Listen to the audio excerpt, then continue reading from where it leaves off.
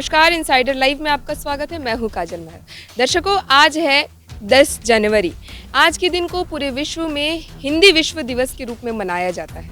आपको बता दें कि इस दिन का प्रचार और प्रसार करने के लिए 1974 में नागपुर में विश्व हिंदी सम्मेलन रखा गया, ताकि लोगों तक, पूरे विश्व तक ये हिंदी भाषा का प्रचार और प्रसारण हो सके।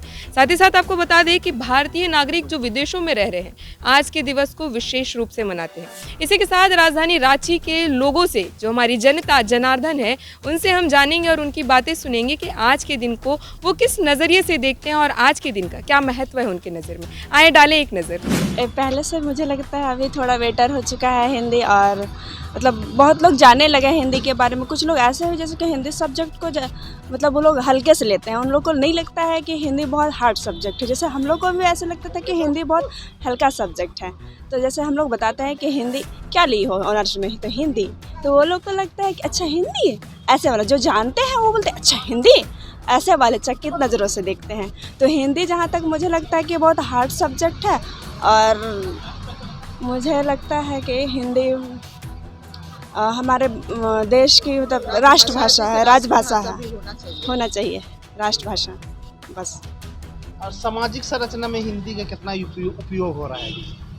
मुझे लगता है कि सामाजिक संरचना में हिंदी का उपयोग तो हो रहा है, लेकिन इंग्लिश को ज़्यादा बढ़ावा दिया जा रहा है। अभी के युवा में बहुत सारे बच्चे हैं जो इंग्लिश तो हिंदी नहीं समझ पाते हैं, जितने जैसे सीबीएसई बोर्ड वाले हैं, उन लोग को हिंदी समझ में बिल्कुल नहीं आती। वो इंग्लिश समझ लेते हैं लेकिन हिंदी नहीं समझ पाते हैं, और समझना भी नहीं चाहते। वो लोग हिंदी को हीन दृष्टि से देखते हैं। स्थिति अगर देखा जाए तो अभी कुछ ठीक नहीं है। हम लोग विकास के इतने ऊंचाई पे पहुंच चुके हैं, लेकिन आज भी कहीं ना कहीं हिंदी वालों को हीन दृष्टि से देखा जाता है। अगर कोई हिंदी बोल रहा है तो उसे कम पढ़ा लिखा या अशिक्षित ये मान लिया जाता है, या कम नॉलेजेबल है ये मान लिया जाता है किसी हिंदी भाषी विद्यार्थी को या किसी लोग को।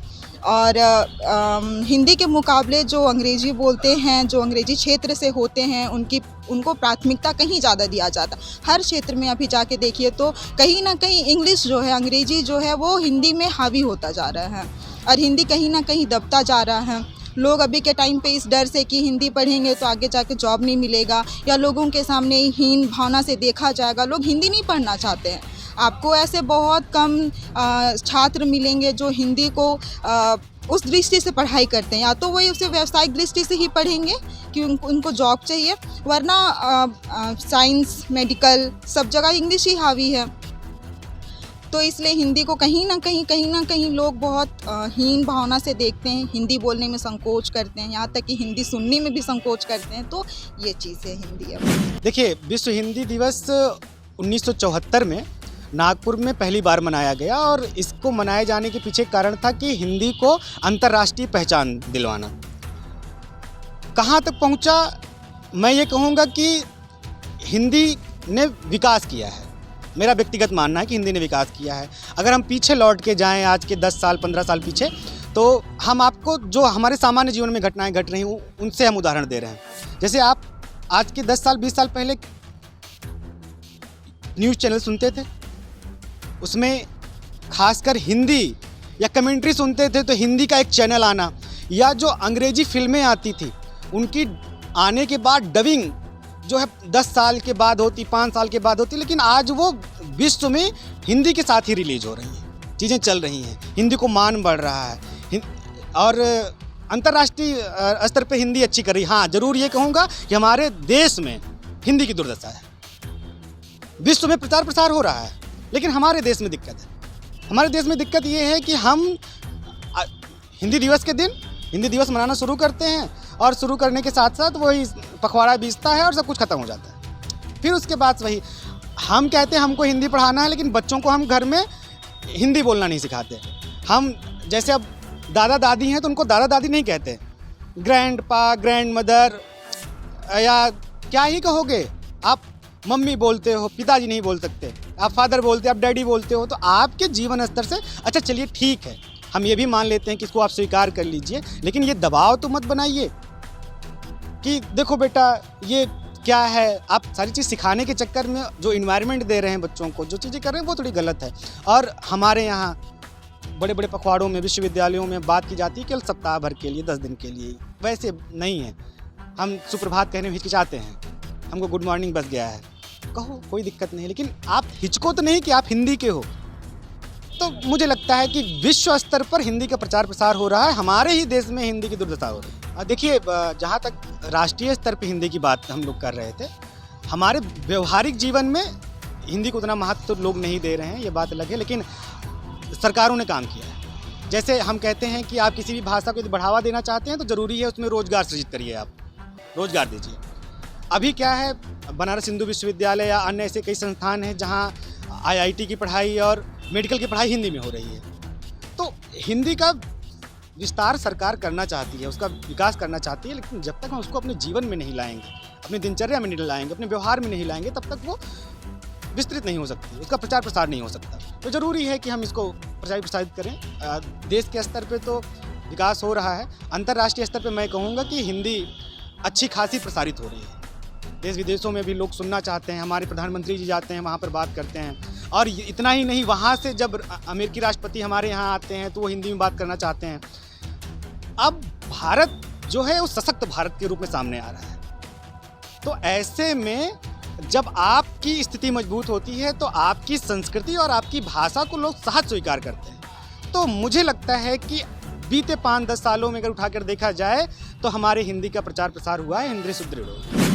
सिर्फ बोलने तक ही सीमित रह गया है, चूँकि लोग अब इंग्लिश हो गए हैं। चूँकि अब मोबाइल में जो मैसेज टाइपिंग के वजह से भी वो आधा जब वो लिखते हैं, लिपि जो है उसका, लिपि में ना लिख के वो उसका भाषा में वो इंग्लिश में लिखते हैं। इंग्लिश में लिखने के कारण वो उसका जो ग्रामर है और उसका फॉर्म है, shape and true essence of language जिसको बोलते हैं, वो सही वो चला जाता है। वो लैंग्वेज वो चला ही जा रहा है अभी।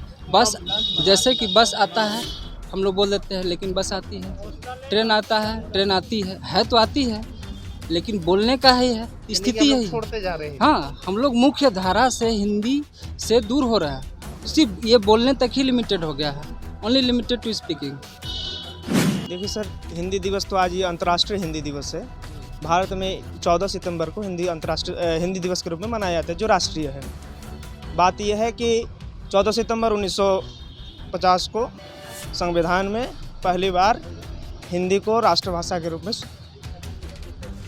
स्वीकृति मिल चुकी थी, मतलब प्रचलन में आया। वैसे स्वीकृति तो मिल चुकी थी 49 में, लेकिन प्रचलन में जब आया, संविधान जब से लागू हुई तब से प्रचलन में आया। लेकिन जब से लगा कि हिंदी को विश्व स्तर की भाषा होनी चाहिए, तो ये एक अच्छा पहल है कि अंतर्राष्ट्रीय हिंदी दिवस के रूप में 10 जनवरी को मनाया जाता है।